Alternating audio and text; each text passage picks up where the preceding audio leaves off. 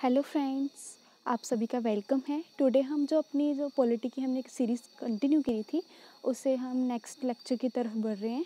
और आज का हमारा लेक्चर है that is making of constitution. जो हमारा कॉन्स्टिट्यूशन बना है उसके पीछे कैसे कैसे वर्क किया उन्होंने, कैसे किसको कौन सा काम अपॉइंट किया, और कैसे ये वर्किंग जो है इन्फोर्समेंट ऑफ कॉन्स्टिट्यूशन कैसे हुआ, और कैसे हम आज जो कॉन्स्टिट्यूशन की इतनी सारी जो सुप्रीम पावर्स हैं उसे हम इंजॉय करें। हमें इसके बारे में बैकग्राउंड का पता होना चाहिए, उसके बाद डिस्कस करेंगे। सबसे पहले है आइडिया ऑफ कॉन्स्टिट्यूएंट असेंबली। कहते कि जो कॉन्स्टिट्यूएंट असेंबली बनाने का आइडिया किसने दिया है, वो आइडिया एम एन रॉय का। British for the first time accepted the demand of Indians of constituent assembly August of 1940। British वाले कहते थे कि इनको तो कॉन्स्टिट्यूशन बनाने नहीं आएगा, ये क्या बनाएंगे। तो फिर फर्स्ट टाइम उन्होंने एक्सेप्ट किया कि हाँ ठीक है, 1940 में कि आप अपना कॉन्स्टिट्यूशन बना सकते हो। उसे हम अगस्त ऑफर के नाम पर भी जानते हैं। कॉन्स्टिट्यूएंट असेंबली कंस्टिट्यूटेड इन नवंबर 1946। फर्स्ट टाइम जो है कंस्टिट्यूट कब की गई, नवंबर 1946 में। किस के अंडर द स्कीम, कौन सी की स्कीम थी, कैबिनेट मिशन प्लान 1946 के नाम पर जाना जाता है। कॉन्स्टिट्यूएंट असेंबली फॉर्म होगी।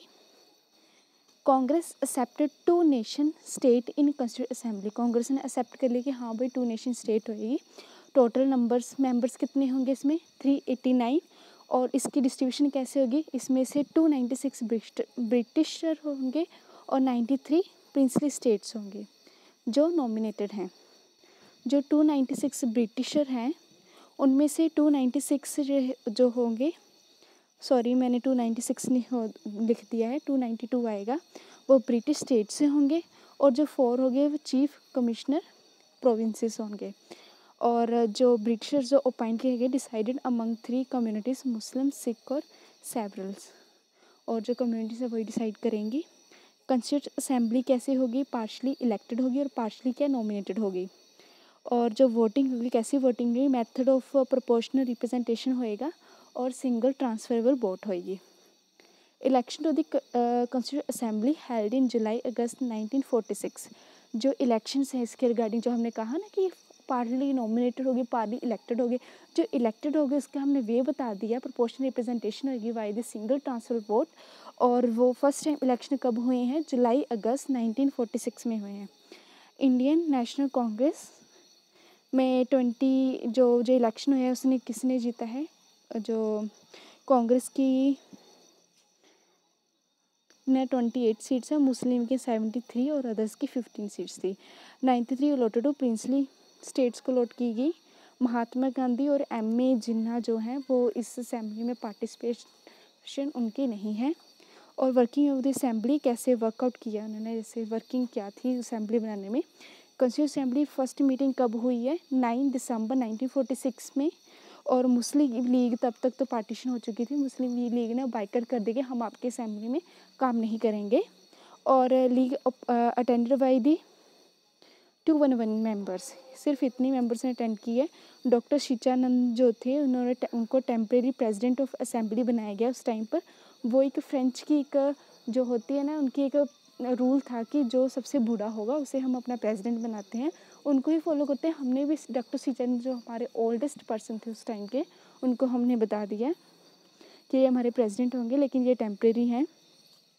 11 दिसंबर 1946 में डॉक्टर राजेंद्र प्रसाद को हमने अपने प्रेसिडेंट बनाया। और इस टाइम पर ही हमने जो एच.सी. मुखर्जी हैं उनको हमने वाइस प्रेसिडेंट अपॉइंट किया। Sir B N. राव को अपॉइंट किया गया as a constitutional advisor. After independence के बाद की बात है। Assembly become legislative body. अब असेंबली क्या करेगी, अब असेंबली लेजिस्लेशन में भी अपना पार्टिसिपेशन दिखाएगी, अब रूल बनाने भी स्टार्ट करेगी। 2 फंक्शंस में इसे डिवाइड किया। First is making of constitution. First काम दिया है क्या कि आपने कॉन्स्टिट्यूशन बनाना है। दूसरा काम दिया है enactment of a ordinary laws, और जो लॉज बनाए गए हैं ऑर्डनरी उनको आपने इनेक्ट करना है। When assembly met as a constitutional body, it was chaired under doctor Rajendra Prasad. कहते हैं कि जब उसे पहले तो सिर्फ सिंपल थी ना कि इलेक्शन होंगे, असेंबली थी, अब उसने कानून भी बनाना है। और जब ऐसा उसको जो चेयरमैनशिप किसे दी गई, राजेंद्र प्रसाद जी को दी गई।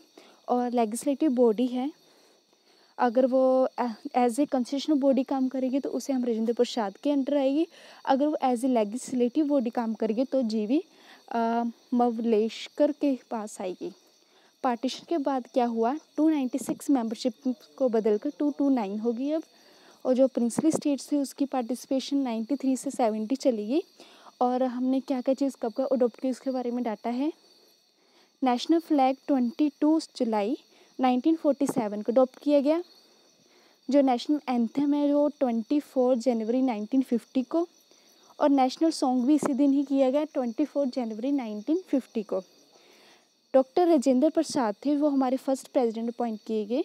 वो कब किए गए, 24 जनवरी 1950 में, जब ही नेशनल एंथम नेशनल सॉन्ग को हमने अडॉप्ट किया। Constituent assembly total 11 sessions 2 year और 11 सेशंस में कंप्लीट की गई। जो कॉन्स्टिट्यूशन को बनाने में कितना टाइम लगा, 2 ईयर 11 मंथ 18 डेज। ऑन 24 जनवरी 1950 में कॉन्स्टिट्यूंट असेंबली का फाइनल सेशन होता है। जो कमेटी है वो अलग अलग बंदों को अपॉइंट करते हैं कि आपने ये वाला काम करना है। जो यूनियन का पावर कमेटी है वो किसे दिया गया, जवाहरलाल नेहरू जी को। जूनियर कॉन्स्टिट्यूशन कमेटी किसे दी गई, जवाहरलाल नेहरू जी को। जो प्रोविंशनल लेवल पर है, लोकल लेवल पर, उसे हमने सरदार पटेल को जी दी गई। ड्राफ्टिंग कमेटी की जो आपने जो कॉन्स्टिट्यूशन बनाना है, डॉक्टर बी आर अम्बेडकर को दिया गया काम। इनमें से उनके साथ कौन कौन काम कर रहे हैं, एन गोपाला स्वामी अभयनगर, Alladi Krishnaswami Ayyar, K M Munshi, Syed Mohammad Saadullah and मदफराव। Advisory committee on fundamental rights minorities and tribal and executive area, इसको किसको अपॉइंट किया गया, सरदार पटेल जी को। मिनोरिटी की सब कमेटी किसे दी गई, एच सी मुखर्जी को। रूल्स ऑफ प्रोसीजरल कमेटी किसे दी गई, डॉक्टर राजेंद्र प्रसाद जी को। स्टेट कमेटी जवाहरलाल जी को। Steering committee doctor Rajendra Prasad ji को। जो माइनर कमेटीज़ की बात करें, committees on the function of constitution assembly G V Mavalankar को दी गई। Order of business committee doctor K M Munshi को। House committee B Pattabhi Sitaramayya. Ad hoc committee on the फ्रेशल national flag doctor Rajendra Prasad. Committee on chief commissioner provinces B Pattabhi Sitaraman को। Enactment of the constitution, अब हमने constitution को enact करना है। डॉक्टर राजेंद्र प्रसाद ने, doctor B R Ambedkar ji ने इंट्रोड्यूस किया। फर्स्ट रीडिंग पहले हुई है। फाइनल ड्राफ्ट कब दिया गया, 4 नवंबर 1940 को। सेकेंड रीडिंग में क्लोज बाय क्लोज डिस्कशन की उन्होंने, जब स्टार्ट हुई एंड हुआ उसके डेट का डाटा दिया है। आउट ऑफ 299 मेंबर्स में से 284 एक्चुअली वहाँ पर प्रेजेंट थे, उन्होंने साइन किया इस कॉन्स्टिट्यूशन को। कॉन्स्टिट्यूशन एज अडोप्टेड कब अडोप्ट किया गया, 26 नवंबर 1949 को फाइनली हमने अडोप्ट कर लिया। क्या डेट है, 26 नवंबर 1949 को। और इसमें एक प्रेम्बल था, आर्टिकल 395 थे और शेड्यूल 8 थे। इन्फोर्समेंट ऑफ कॉन्स्टिट्यूशन, इसमें अलग अलग बहुत सारा डाटा है, आप बुक से रिकमेंड कर सकते हो कि कौन कौन सा ला पहले उन्होंने कर दिया था अडोप्ट, कौन कौन से ला उन्होंने बाद में ऐड किए हैं। और मैंने मेन लिखा है कि जो डेट ऑफ कमेंसमेंट जो उन्होंने क्या कि ऐलान कर दिया कि ऐसे कॉन्स्टिट्यूशन हमने अडोप्ट कर लिया, उसे हम सेलिब्रेट कैसे करते हैं, रिपब्लिक डे के तौर पर। 26 जनवरी है। हिस्टोरिकल इंपॉर्टेंस भी इस डेट की क्योंकि 1930 में पूर्ण स्वराज डे मनाते हैं following the resolution Lahore session of INC। जैसे कि हमने जो नेहरू जी ने जो उन्होंने रेजोल्यूशन पास किया था, उसे ही लाहौर में जो सेशन हुआ था उसके रिगार्डिंग ये बात है। नेक्स्ट हम बात कर रहे हैं कि कौन कौन सी चीज़ हमने कहाँ कहाँ से अडॉप्ट की। That is one of the most important session, that is you have to study it. And ये आपको क्वेश्चन मिलेगा ही मिलेगा। जो पार्लियामेंट्री सिस्टम है यूके से लिया है, पार्लियामेंट्री प्रोविंसेस वो भी यूके से ली है, लेजिस्लेटिव प्रोसीजर वो भी यूके से, रूल ऑफ लॉ वो भी यूके से, फंडामेंटल राइट्स USA से ली है, organisation and powers of supreme court जो हमने USA से लिया है, जुडिशियल रिव्यू भी USA से लिया है, post of vice president USA से, फेडरल सिस्टम कनाडा से, गवर्नमेंट ऑफ इंडिया एक्ट 1935 से लिया है, DPSP आयरलैंड से लिया है, एमरजेंसी प्रोविजंस हमने जर्मनी से लिए हैं और गवर्नमेंट ऑफ इंडिया एक्ट 1935 से। फंडामेंटल ड्यूटीज़ हमने फॉर्मर सोवियत रशिया से ली है, रिपब्लिक हमने फ्रांस से, कंकरेंट लिस्ट ऑस्ट्रेलिया से, procedure established by law Japan से। मेन आपको याद रखना जो पार्लियामेंट से रिलेटेड है वो यूके से हैं और मोस्टली यूएसए से हैं। जो मेन अलग चीज़ है जो एमरजेंसी प्रोविजंस है वो हमने जर्मनी से ली है। फंडामेंटल ड्यूटीज़ हमने सोवियत रशिया से ली है। रिपब्लिक फ्रांस से, कंकरेंट लिस्ट ऑस्ट्रेलिया से, प्रोसीजर इस्टेब्लिश्ड बाय लॉ हमने जापान से लिया है। Criticism of the constituent assembly, हमने उन लोगों ने क्या इस टाइम पर क्रिटिसिज्म किया कि कॉन्स्टिट्यूएंट असेंबली के बारे में वो क्या है। नॉट ए रिप्रेजेंटेटिव बॉडी, कहते कि रिप्रेजेंटेटिव बॉडी नहीं है। जो हमने रिप्रेजेंटेटिव बॉडी नहीं है, जैसे कि डायरेक्ट इलेक्शंस नहीं है, हम पीपल ऑफ इंडिया से नहीं बना है, दैट इज़ इनडायरेक्ट इलेक्शंस के साथ इनकी जो चोन की गई है। नॉट ए सॉवरन बॉडी, ये एक सॉवरन बॉडी नहीं है।